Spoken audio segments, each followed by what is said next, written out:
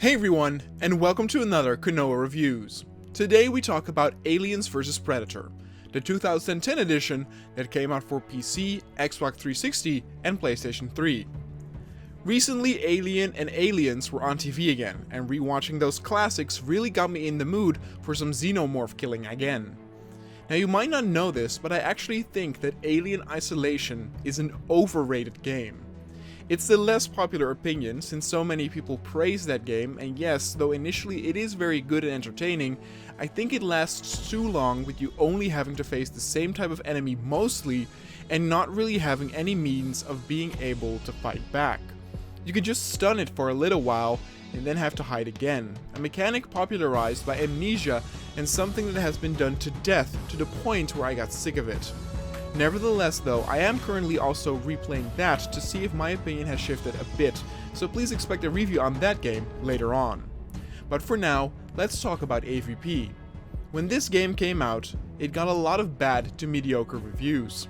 I remember playing it back in the day when I picked it up from the budget corner for maybe $10 or so, knowing that it would be a bit mediocre. Nowadays, you can often get the game for $5 or less on sales, and let's see what you get for that cheap price. So much like the earlier Alien vs Predator games, you get 3 campaigns that you can play in any order. You have the Colonial Marine campaign, the Alien campaign, and the Predator campaign. For this game, I would recommend to start with the Marine or Alien campaign and then end with the Predator one. Each campaign offers a vastly different type of gameplay, but not necessarily a different setting. The game is built on the Unreal 3 engine, and unfortunately it's one of those games where it's very obvious. I don't know what it is, but back in the day you had a bunch of Unreal 3 games that all just looked the same aesthetically. Gears of War started it, but games like Turok, Army of Two, Black Site, Area 51, Bulletstorm, and Alien vs Predator all look very similar with the same type of lighting, washed out colors, types of character models. It makes the game aesthetically already less pleasing and unique feeling, which is impressive since the source material should make for a very unique feeling setting. Graphically, I don't think the game looks bad at all though. Animations of the aliens are nice, and there are some cool effects if played with DirectX 11, and textures are crisp with some excellent gore. It's just that all the levels are just brown and gray, even when you're in the jungles, and it's all very forgettable in terms of setting. What also doesn't help is that they reuse a lot of the levels in the multiple campaigns, having you revisit the areas as different types of characters or creatures, and that also is a double-edged sword. The obvious flaw in this is that it feels cheap and small in scale to reuse literal levels, as you get a feeling of monotony or deja vu. But there is one thing that comes with it that is actually quite cool. Since the stories are interconnected, you get a clearer picture of what has happened when seeing it from a different perspective. If you play as a Marine, you visit various facilities and caves that are littered with dead bodies of fellow Marines. When you play as the Alien, you are the one that's responsible for the killing of all these characters. Or, if you play as a Predator, you come across an alien queen at a certain moment that has been burned and killed. As the Marine, you are the one that has to do this. So it has both an advantage and disadvantage. But the interconnectivity of the 3 characters could have been better, but I will explain that a bit later. Let's take a deep dive into the actual campaigns. First with the Marine campaign. This campaign will last you a little over 2 hours and follows the character of Rookie as you and your squad go down to a colony to eradicate it from the Xenomorphs. Your squad gets wiped out pretty soon, and thereafter you find yourself on your own with a fellow Marine by the name of Tequila who will help you get through the area to safety. Ever since Alien vs Predator 2, the emphasis with this campaign is more on the horror side, with the aliens hiding in the dark and suddenly jumping up at you. This game definitely is a lot less dark as the earlier AVP games, and therefore it doesn't feel as horror as it tries to be in the beginning. I do think that the first 10 to 15 minutes or so are quite atmospheric, and it is quite impressive when you finally meet your first Xenomorph adversary. They move really quick and cool, crawling over ceilings and walls, making them really hard to hit, as it should. They can do devastating damage when they get up close, and if you hit them, their acid blood will spray around, hurting you if it hits you. The characters you meet are quite forgettable. They clearly try to make Tequila a Vasquez type character, but she doesn't pull it off completely. But what I loved about this campaign was that it felt quite good in terms of fan service and build up to introduce new things you knew and loved from the movies. For example, soon after the tutorial's over, you get the pulse rifle, and the first few levels take place in these facilities with narrow hallways, almost resembling the Nostromo. During these sections, you meet up with other Marines that spout out lines that are somewhat close to the movie dialogue, like "Game over, man." And you see fan favorites like the turrets set up everywhere and even have a turret section with it. Then thereafter, you head towards a hive, where everything is dark and gooey, in that old creepy H.R. Geiger style. Some really cool scares here too, with the aliens blending into the environment. But of course, also the introduction of the facehuggers. They are small, quick, and difficult to hit, just as they should, and if one were to sneak up on you, they can give you one hell of a scare by suddenly occupying the entire screen when they jump up on your face. What also works really well is that by this time, you often forget that the Predator plays a part, but in sections, they do hint at him, which is pretty cool. All of a sudden, you are running by yourself through a military complex outside and hear the iconic recorded laughter from somewhere as you feel watched by something, but can't quite know from where. Or, when you scale a building, all of a sudden you come across bright green blood that clearly does not belong to the Xenomorphs. It's really cool addition and does convey that there is a third player at hand in this conflict. The only problem is that in the Marine campaign, the Predator is criminally underused. Though the initial build-up is cool, it all comes down to a boss fight and that's it.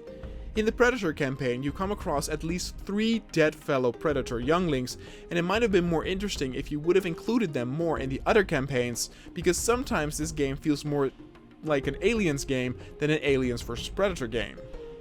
But after the hive, you go out in the jungle, and despite it still looking very brown and murky, you do get a feeling now of being in a new section and one that fits more in the Predator universe. You finally head towards an ancient Predator temple, where you get your hands on the smart gun, which is very cool, and you basically don't have to do any aiming as the gun does it for you. It feels powerful, and you don't get enough ammo to where it becomes overpowered. There are also some sections here where you're accompanied by other Marines, but in all honesty, they should have included more of these sections throughout. The entire experience is almost an ego shooter, and the Marine is simply not powerful enough to make an impression. If you were with 3 or 4 other Marines throughout this campaign, it would be a bit more believable than you killing all those Xenomorphs or face multiple Predators. In the final level, you also face the Praetorian Guard aliens, which are the colossal ones, and they are a welcome addition to spice up the enemy variety. For your human enemy counterpart, you face weaponized androids.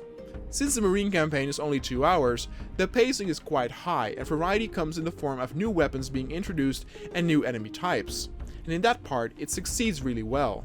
Again, the only major downside are the repetitive looks, but issues like the Predator being underrepresented and not having other Marines fight alongside you are just annoyances, but nothing more than that.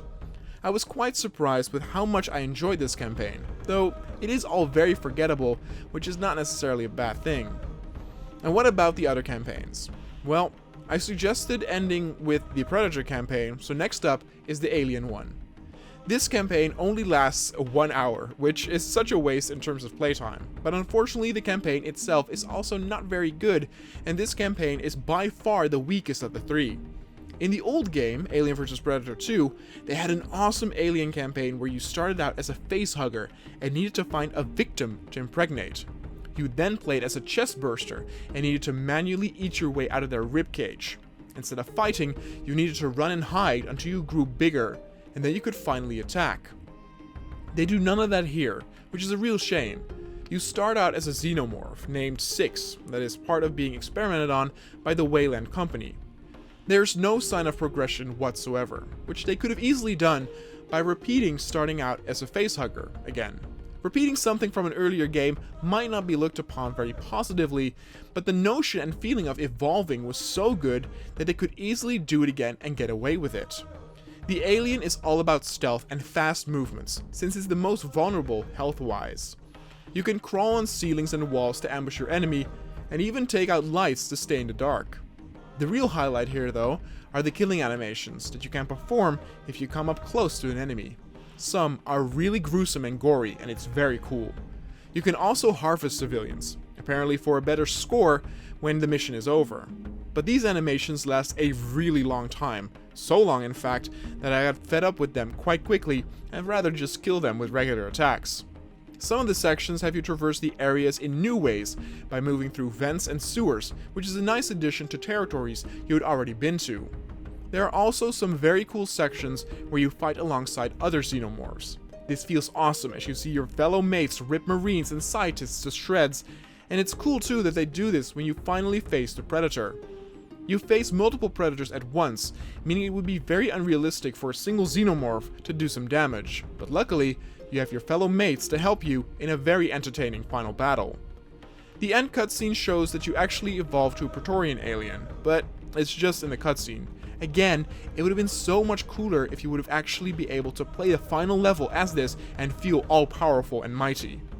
Despite the Alien campaign being the weakest, I still had a good time with it, but that's only because it lasts 1 hour, meaning that the feeling of freshness of playing as a Xenomorph doesn't really wear off.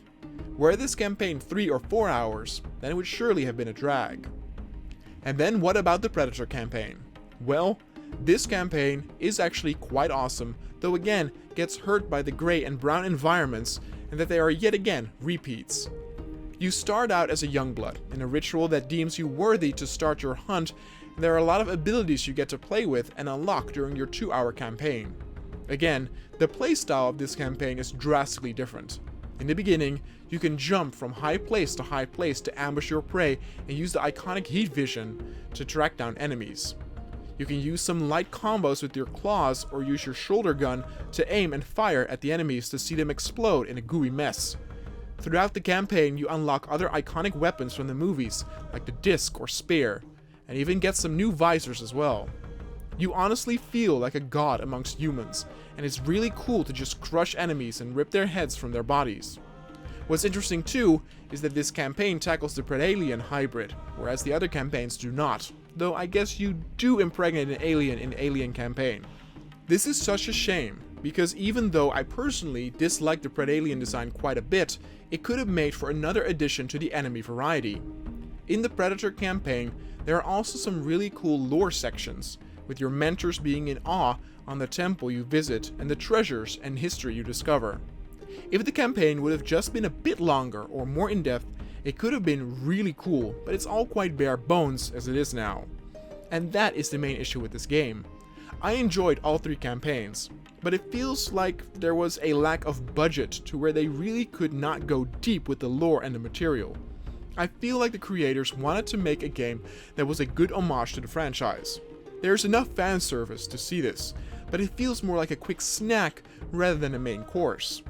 If this game were to be sold at full price, you would have been laughed at for buying a game you could complete so quickly. None of the characters are memorable or the set pieces, and it is the absolute definition of a B game. In the end, Aliens vs Predator gets a 7.5. And believe it or not, I think many gave this game actually a lower score back in the day. I think I'm one of the people who actually got a bit more enjoyment out of this purely because I love the franchise so much. Now, I've never played Aliens Colonial Marines, but also have not heard good things about it. But I will also take a look at that and Isolation to see which of these 3 games gives the best Xenomorph experience.